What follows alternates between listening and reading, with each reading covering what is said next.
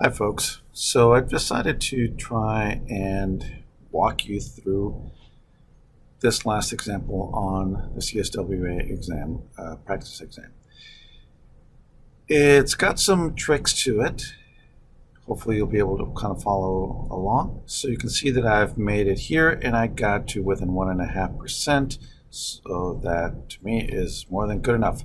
So let's go through very beginning and tell you how I started this whole thing. Obviously, the one thing that I would recommend, first of all, is that you look at what it is that you're making and kind of try to think, well, what is the best approach to make this?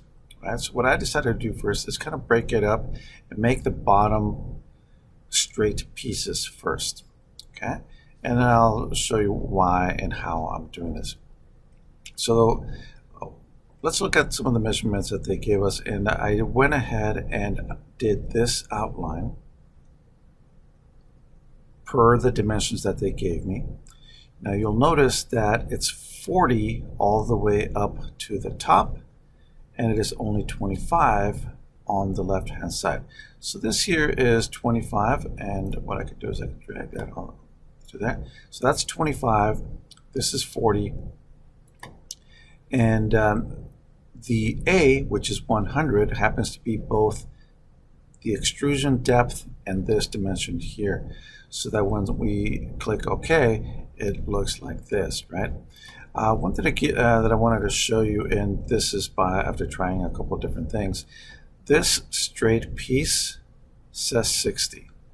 I put 80 because we're later on going to be cutting out this circular portion. Right? So I'm trusting that you guys by this point are good enough that you can be able to make this portion of it and move on from there. The tricky part is going to be making these two things that stick out at an angle. So the first thing we're going to need to do is, how do I make this plane? Right? How do I make this plane? And the reason you need to make a plane is because it is angled. The only way you're going to be able to extrude something if it's at an angle is to make a plane that is at an angle. So you'll notice that we have a 20-degree thing here, and I'm going to edit the feature. So what needs to happen is when you go to insert a plane, go to Insert, Reference Geometry, and you select Plane. Then you have this thing that comes up. You need 2 points of reference. You need this face, because in a sense we're going to lift it up from this at 20 degrees. Then you're going to select, well, where is the kind of hinge, so to speak. And this particular line is going to be my second reference, this edge, right? Edge number 1. Once you select those two, then you can select the 20 degrees. And you'll notice that as I change this, the plane kind of goes up and it pivots along that edge. Right? So ours was 20 degrees. And that's the first thing that I went ahead and did. So once I had that, then I can go on and do my design. But I decided to make the other plane as well. And this time we have a plane that is 30 degrees off of this same surface. So the only thing that I wanted to find out though is, where is the hinge? Notice that A goes all the way up to 100, and that line is where it's going to cross. So I decided to insert my plane. Let's go back to Edit Feature. Using this as a reference, not this top one, this pink one. And then I put in a center line to use as my secondary reference, which is the edge. And then you'll notice it goes up and down. Now, it says 30 degrees. Here is 150. Well, it depends on where things are being measured from. So if it's measured from the bottom up to here, it's 30 degrees. If it's measured from a vertical down, the way it is here, it's 180 minus 30, which is 150. You guys have all taken geometry, so hopefully that will be good. Okay. So once I did that, I was able to then start kind of messing with it. First thing I did though is you might have noticed that this plane, when there's going to be a little bit of a piece that kind of sticks out, you'll see why I removed it. So I did a little sketch in here and I cut out that piece, but you'll see why in just a second. All right, so the next thing that I did is once I was on plane 1 and I go normal 2. In other words, I'm drawing on that plane, and that's where this guy comes in. I follow the dimensions that it has on here. 25. Actually, this one doesn't have a dimension on here, so let me go ahead and edit the sketch, and I can go ahead and put a dimension on here. This one was 25, and this was 40, 50, 15 away from the edge. As you can see there, everything looks good. Now from here, when you extrude it, you're going to extrude it downwards up to the surface, up to this pink thing. If you just extrude straight down, it might go all the way through. You can possibly do it blind and then just tell it where to stop, but if you do it up to surface, it'll just go to here and stop. Right? So you do that, and I started building the other pieces from that. I selected that surface and made the circles according to the dimensions that they gave me on the drawing. That one should be fairly straightforward, right? One thing to notice also is that they tell you the holes are through all, so make sure that you cut a hole all the way through on that hole. All right, the next thing that I did is this circular cut. This circular cut is a little bit tricky. Let's look at it this way. They tell us that it's got a radius of 50. What else do they tell us? All right, let me go ahead and sketch it out. They also tell us that it meets that part 60 millimeters away from the edge. And it tells us, this is kind of tough to tell, that the center line, where the center of the circle is right in the middle of that part. That's all they give us. So that was a little bit confusing. So what I did is I put a center line right through the middle of the part, and remember, I have to be selected on this face. Then I made two circles. I made one, and you see that is dashed, and I made it so that it's for construction only. And once I did it, I moved it up and down. And let me see if I can go ahead and do this. Actually, I'm not going to do that. It'll break apart my whole piece. But you move it up and down, and then make sure that this circle and that point right there, 60 millimeters away, are coincident. That will lock the circle to where it needs to be, right, including this point over here. So from there, you want to trim in by a distance of 30 millimeters, which is what you get in here, right?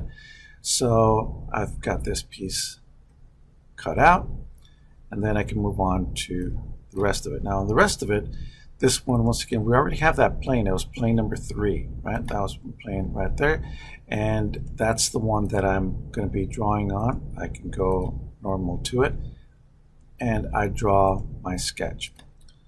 So that's the one they give me here. Let me put some dimensions on here so that you can kind of tell what they are.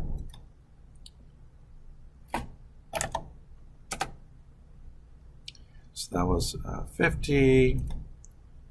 This guy here was, for whatever reason, it changed on me. It's supposed to be 35.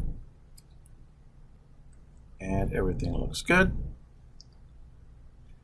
What else did we need? That's it for that. Okay. So we've got our tombstone looking thing that kind of sticks out.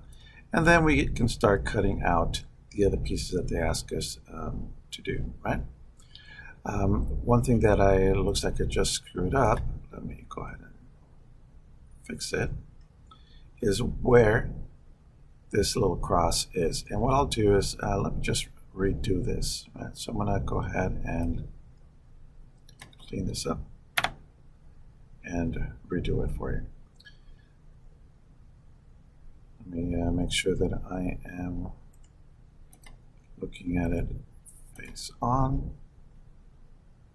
And I used, in this case, a center rectangle. And knowing that I'm going to be centering off of that point right there, you can see that's the center of that arc that we did, right? So I go ahead and make this one. I can dimension it to 10. And I can then go ahead and make another one. Make sure that I stop right there.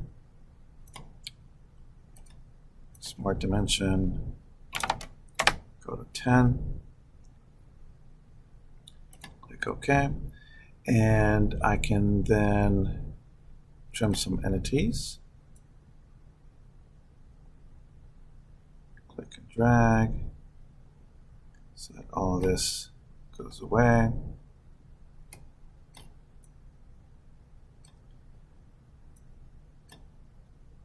And I should be able to then extrude cut. Okay? And the extrude cut is 5 millimeters in depth. So you do that and you've got your cut. The next one is the circular cutout. And it looks like I screwed it up in here, so let's go ahead and fix it. Oops. Let's go edit sketch. All right, and it's in the wrong place. I'll just go ahead and redo it. I do want to make sure that I am looking at this kind of face on.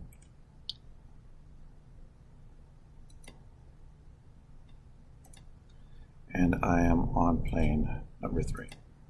Okay, right click here. All right, cool. So I go back to circle. I find where is the center of this arc that I was looking at. And this is going to help me right there.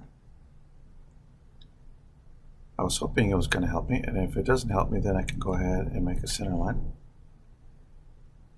Go from center all the way down this way.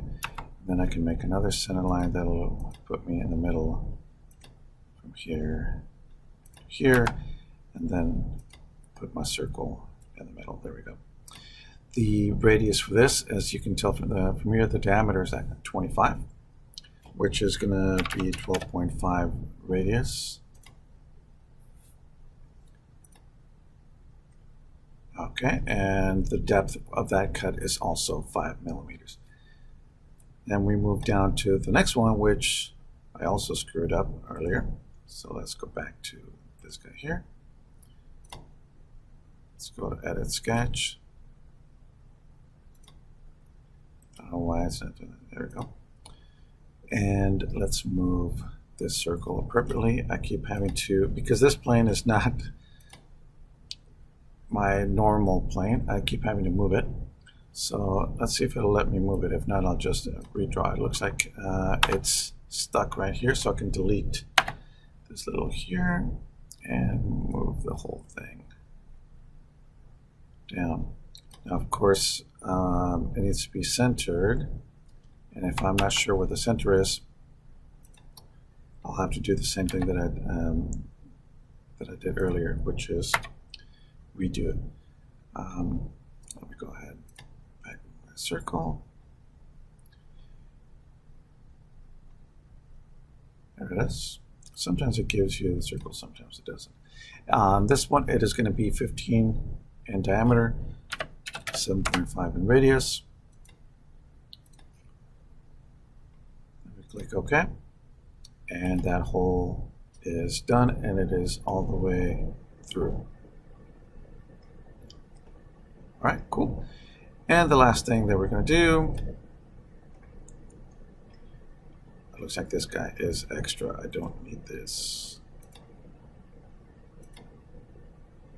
All right, so that's it. And oh, the material. So it asks you, it tells you that this should be 6061 alloy. Well, you have no idea what that is. under edit material, 6061 is an aluminum alloy, just so you know. So look under aluminums, and there's all kinds. So you're going to look for 6061. There it is, 6061 alloy. Select that one, and that'll be what you use. So once we have that, we go to mass properties, go to evaluate, mass properties, and 240.57 is what it should be. And what are our, oh my God, look at that, 240.57. So I was exact on the thing. I'm going to save this one. And anyway, if you have questions, go ahead and ask. Step back on the video and try it out. Okay, good luck, you guys.